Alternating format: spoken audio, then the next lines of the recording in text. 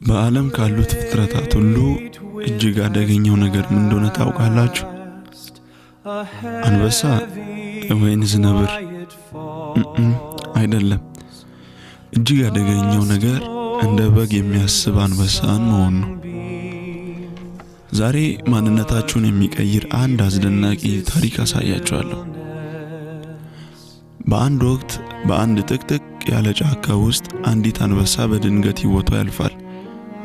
ልጇ ግን ብቻውን ተረፈ።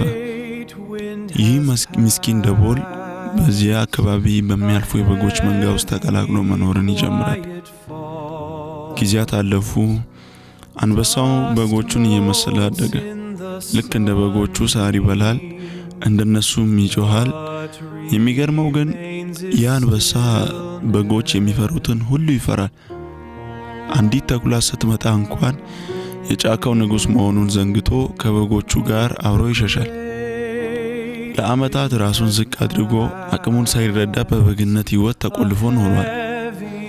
አንድ ቀን አንድ ያረጀ እና ግርማ ሞገስ ያለው አንበሳ ወደ መንጋው ተጠጋ። ያረጀው አንበሳ ባየው ነገር ተደናገጠ። አንድ ጠንካራ ወጣት አንበሳ ከበጎች ጋር አብሮ ሳር ሲበላ ተመለከተ። ያረጀው አንበሳ በጎቹን ትቶ ወጣቱን አሳዶ ያዘው። ወጣቱ አንበሳም ክንዱን ተጠቅሞ ከመታገል ይልቅ እየተንቀጠቀጠ መሬት ላይ ተደፋና እባክህ አትብላኝ፣ እኔ ምስኪን በግ ነኝ እያለ ይለምን ጀመር። ያረጀው አንበሳ ግን በቁጣና በአዘኔታ እንዲህ አለው፣ ተነስ፣ አንተ በግ አይደለም፣ ተከተለኝ አለው። ያረጀው አንበሳ ወጣቱን ወደ ጥርት ያለ ወንዝ ዳርቻ ወሰደው። ወደ ውሃው ተመልከት አለው። ወጣቱ አንበሳ ወደ ውሃው ሲመለከት ለመጀመሪያ ጊዜ እውነታውን አየ። የእሱ ምስልና የያረጀውን አንበሳ ምስል አንድ አይነት ነው። በጎቹን እንደማይመስል ተረዳ። ያረጀው አንበሳም እንዲህ አለው፣ አሁን ያንን ፈሪ የበግ ድምፅ አጥፋና እንደ በግ አሁን ያንን የፈሪ የበግ ድምፅን አጥፋና እንደ አንበሳ አግሳ አለው።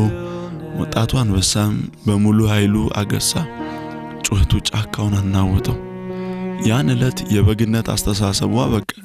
እውነተኛ ማንነቱን አግኝቶ ወደ ጫካው ንጉሥነት ተመለሰ። ይህ ታሪክ ለእኔና ለእናንተ ትልቅ መልእክት አለው።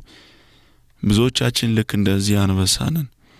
አካባቢያችን አትችሉም ስላለን ብቻ አቅማችንን ቀብረነው ሊሆን ይችላል።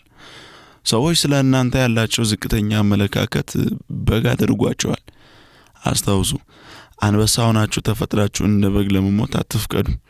በውስጣችሁ ያለውን እምቅ ኃይል አውጡት። ዛሬውኑ መርምሩና እንደ አንበሳ ለመኖር ወስኑ።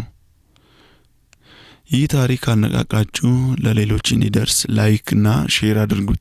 በውስጣችሁ ያለው አንበሳ ለመቀስቀስ ዛሬውኑ ቃል ግቡ በኮሜንት። ለተጨማሪ እንዲህ ያሉ ቪዲዮዎች እንዲደርሱ ሰብስክራይብ ማድረጉ እንዳይረሳ። አመሰግናለሁ።